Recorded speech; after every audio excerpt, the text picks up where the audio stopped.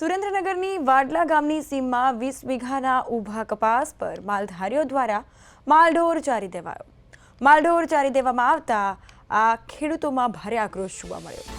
ખેડૂતો પર કરવામાં આવેલ હુમલો કે જે મહા મુસીબત સમાન. તે કપાસનું વાવેતર કરી અને ઉત્પાદન કરવામાં આવ્યું અને તૈયાર કપાસના પાક પર માલધારીઓ દ્વારા ઢોર મૂકી અને ચારી દેવામાં આવ્યો. ખેડૂતો દ્વારા ખેતરમાં માલઢોર ચારવાની ના પાડતા હુમલો થયો.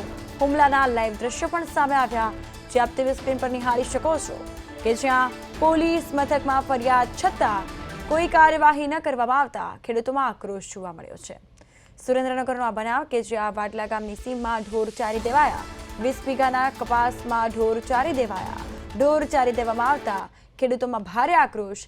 ખેડૂતો ઉપર હુમલો કરવામાં આવ્યો અને હુમલાના લાઈવ દ્રશ્યો પણ સામે આવ્યા છે. તો પોલીસ ફરિયાદ નોંધાવી છે, પરંતુ પોલીસ દ્વારા તપાસ તેમજ કાયદેસરની કાર્યવાહી શરૂ કરાઈ.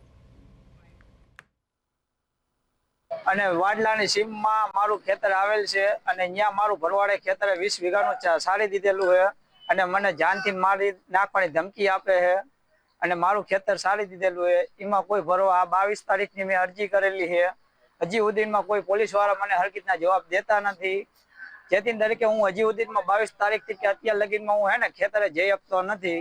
જેથી તરીકે મને 3-4 ધોકા માર્યા, લાકડીઓ મારી છે અને હું ને મારો ભાઈ બંને સાથે હતા. જાનથી મારી નાખવાની ધમકી આપેલી છે અને હું 22 તારીખથી જઈ શકતો નથી અને પોલીસ વાળા કોઈ કાર્યવાહી કરતા નથી.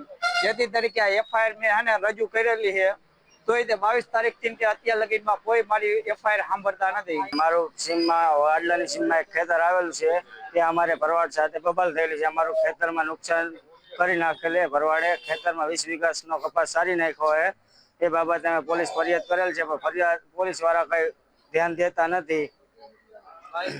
22 તારીખની અરજી કરેલ છે અમારી વઢવાણ પોલીસ સ્ટેશનમાં અને સુરેન્દ્રનગર એસપી સાહેબને પણ અરજી આપેલ છે, તોય કોઈ જાતનું કામ થતું નથી. અને અમારો ફોન એક તોડી નાખેલ છે 15,000 રૂપિયાનો અને અમને જાવી તો જાનથી મારી નાખવાની